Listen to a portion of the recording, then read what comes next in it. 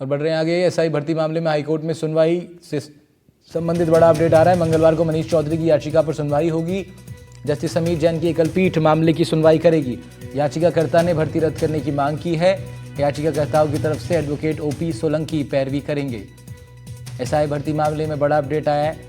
याचिकाकर्ता की तरफ से एडवोकेट ओपी सोलंकी अब पैरवी करेंगे।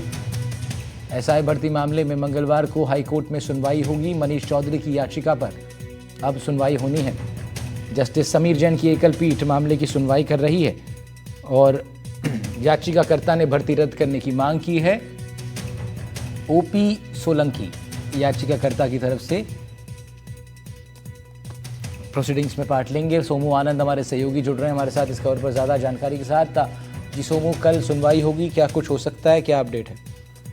देखिए, एक नई याचिका है जो मनीष चौधरी ने दायर की है। दरअसल बीती याचिका जो थी कैलाश चंद्र शर्मा की, उसके विरोध में सबसे अधिक बार सरकार की तरफ से यह कहा गया था कि इन याचिकाकर्ताओं ने अब तक कोई शिकायत किसी को नहीं की थी और ये तब आए हैं जब ये असफल हो चुके हैं।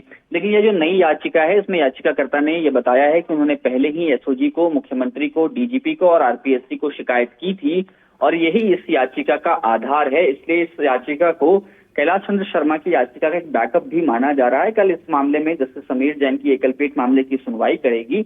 अब देखना है कि जो तर्क सरकार की तरफ से बार बार दिया जा रहा था, उसके बारे में अब सरकार क्या कुछ रुख कोर्ट में दिखाती है। शुक्रिया सोमू आपका तमाम जानकारी के लिए। जयपुर से जुड़ रहे थे सोमू आनंद। बढ़ रहे हैं आगे। जयपुर के बाद बात चुरू की कर लेते हैं, जहां घूसखोर अधिकारी कर्मचारियों के खिलाफ लगातार एंटी करप्शन ब्यूरो की टीम अपना शिकंजा कस रही है। 10 दिनों में चुरू में सबसे बड़ी कार्रवाई एसीबी ने की है। सरदार शहर में पंचायत समिति में कार्यरत रंजीत सिंह को रिश्वत लेते पकड़ा है।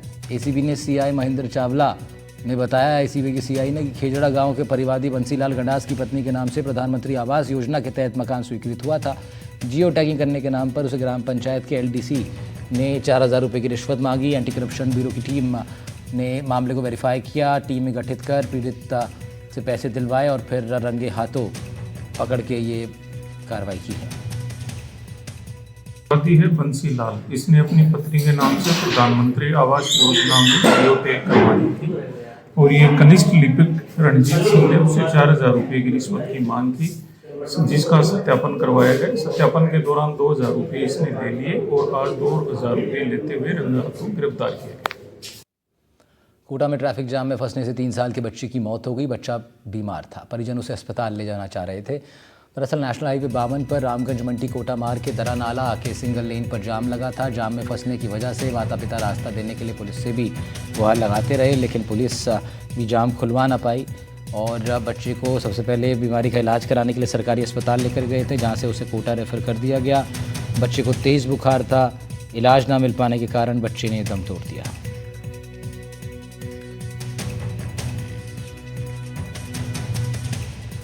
उधर बाड़मेर के इर्द गिर्द स्थित बेशकीमती सरकारी ज़मीनों को भूमाफिया कौड़ियों के भाव अवैध रूप से बेच रहे हैं।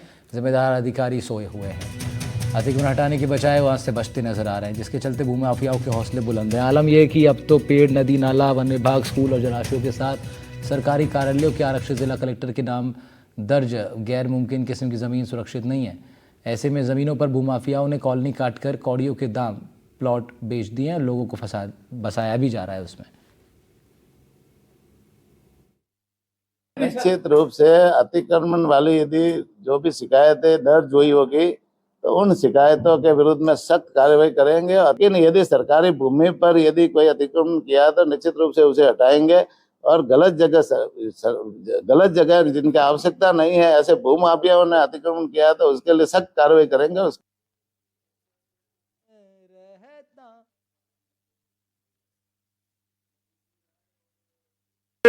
जिला कलेक्टर अटलू साहब थे, उन्होंने सन 12 के अंदर 5 बीघा जमीन खसरा नंबर 1610 में 2.5 बीघा और उसके पास में लगते हुए खसरे 1589 2.5 बीघा, कुल 5 बीघा शरणार्थी बस्ती स्कूल के लिए अलॉटमेंट कर दी। उनका म्यूटेशन भी स्कूल का नाम हो गया, राजस्व एकड़ में तरमीम भी हो गई, लेकिन उसी जमीन को बेच दिया भूमाफियों ने अपनी बता करके। मौके पर कब्जे हो गए, कार्रवाई किसी प्रकार की हुई नहीं और गलत तरीके से स्टे ला करके सरकार को जो गुमराह किया गया। वो स्कूल आज की तारीख में नगर पालिका का जो सभा भवन है सभा भवन सार्वजनिक होता है, आम जनता के काम आना चाहिए, लेकिन उसमें वो स्कूल चल रही है। तो इस संबंध में स्कूल की जमीन है, रेलवे की जमीन है, उसको भी लोगों ने नहीं छोड़ा। ये हालत है बाड़मेर की। बाड़मेर शहर के इर्द गिर्द स्थित करोड़ों रुपए की बेशकीमती सरकारी जमीन पर भूमाफियाओं की लंबे समय से गंदी नजर है। आपको बता दें कि सरकारी कार्यालयों के लिए आवंटित पहाड़, यहाँ तक कि नदी नाले की जमीनों को भी अतिक्रमणियों ने नहीं बख्शा है। इन जमीनों को महंगे दामों पर जो है अतिक्रमणकारियों ने लोगों को बेच दिया है। कई जमीनें ऐसे भी हैं जहां पर भूमाफियाओं ने कॉलोनियां काट दी। ऐसी ही एक जमीन जहां पर हम लोग उपस्थित है, ये जमीन सरकारी कार्यालयों के लिए रिजर्व थी। यहाँ पर आप देखिए कि भूमाफियाओं द्वारा प्लॉट बेचे गए हैं, जहां पर आप देखिए कि ये जो नींवी है, नींव भरने का काम यहाँ पर किया गया था, लेकिन जिला प्रशासन ने कार्रवाई करते हुए इसको एक बार तोड़ा भी है। लेकिन इसी जमीन पर आप देखेंगे कि बड़े बड़े मकान खड़े हुए हैं, लेकिन इन पर अभी तक कोई कार्रवाई नहीं हुई है। भूमाफियाओं ने यहाँ तक कि बाड़मेर शहर के इर्द गिर्द जो पहाड़ है उनको बेच खाए हैं। कई बार जिला प्रशासन ने इसको लेकर कमेटियां भी गठित की, लेकिन इन कमेटियों की जांच कब आएगी, कब इन भूमाफियाओं के विरुद्ध कार्रवाई होगी और कब करोड़ों रुपए की बेशकीमती सरकारी जमीन अतिक्रमण से मुक्त होगी। राजू माली, एनडीटीवी, बाड़मेर।